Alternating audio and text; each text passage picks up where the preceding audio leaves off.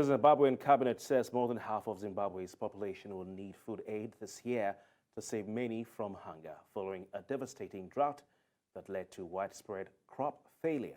According to the Zimbabwe Livelihoods Assessment Committee, about 6 million people in rural areas and 1.7 million in urban areas will require assistance.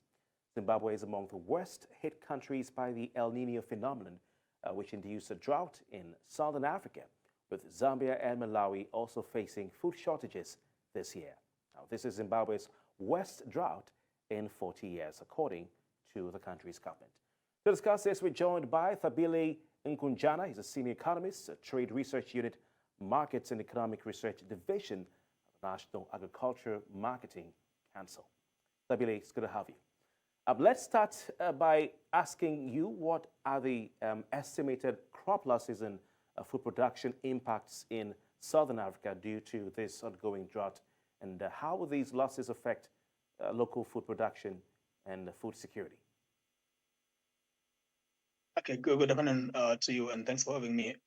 So the region, that is Southern African region, has been, recent times a lot of reports coming out that the region is facing serious potential shortages in maize in general production, and this is a result of a number of assessments that have been done by a number of countries. For instance, South Africa is estimated to be at least for the latest estimates that is going to have at least 19% shorter of what it has produced the previous season. And the latest numbers are coming out of Zim now is that they also have significantly lost quite a chunk of what they normally produce. At this stage, the latest numbers is that around 70% of what the country produces, it is lost. And of course, countries like Zambia, which is also a crucial country that normally supplies Zim with maize as well, is said to be, of course, there has been some sort of measures that have been tried, but the reality is that the state of emergency has been called in that country as well, meaning that maize that it normally supplies to Zim is not going to be there. Malawi is another country that has been devastated following some of the persisting issues that it has faced from the previous season as well. So the state of the maize production in general in the Southern Africa region, it appears to be not in good shape, at least for this season. Thabile, tell us, how will this drought affect, vulnerable populations, such as children, the elderly, and those living in poverty, in terms of their access to food and nutrition? Yeah, no, I mean, it's not going to be good. I mean, as much as we don't want, I mean, I always say this, we don't want to project fear to people or general publicly. But the issue is that people across the Southern Africa region, they are faced with economic difficulties. And this is, of course, is going to be even worse for families or households that depend on some state of kind of support, where they are not necessarily, support systems coming through in terms of work or other maybe living on, some remittances. So those kind of families are going to be faced with quite a difficult situation. And of course, as you're mentioning, that for those that necessarily are kind of all elderly and of course kids, we have one of the regions across the world that is having quite a number of malnutrition kids because of, again, these some things that are somehow are related to socioeconomic issues. So it is going to be a difficult situation should it get to as worse, in terms of what the current situation is. But there is a potential of the changes in the temperatures that have negatively impacted our local production, at least for now.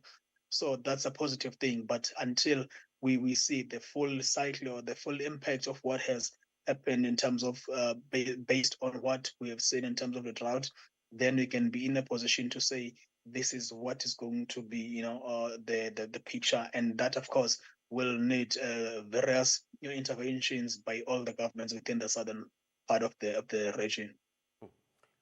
What are the potential long-term consequences of this drought on food security in southern Africa, including increased food prices and potential migration?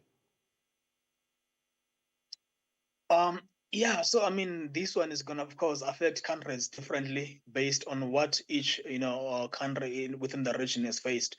Remember that a number of countries who have been, kind of recovering from a lot of setbacks, some from the COVID-19, some from the, the issues that are resulted from the conflict in Ukraine and so forth. So also the economic performance has not necessarily been very well. There are other countries that are facing conflicts, migration and all that. So these are some of the things that will determine what is going to be the impact. And then as far as food is concerned, I think for now, we as I was saying earlier on, we can't just mention or say put a blunt number in terms of what is going to happen. But the reality is we have already begun to see at least maize prices in South Africa kind of trending upward. For instance, for the last month, numbers have seen that maize is traded at around 40% higher than it was for the same period last year, meaning we have already seen numbers going up.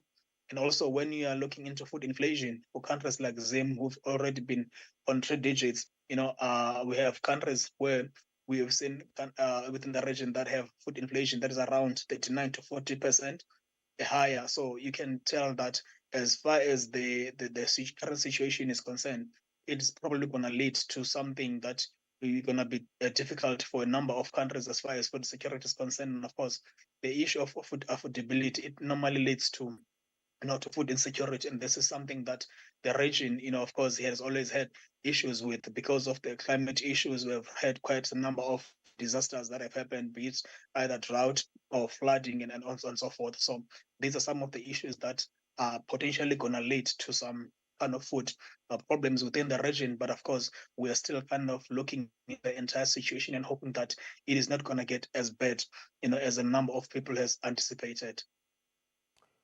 Thabile Nkunjana of the National Agricultural Marketing Council, thank you so kindly for your time this afternoon.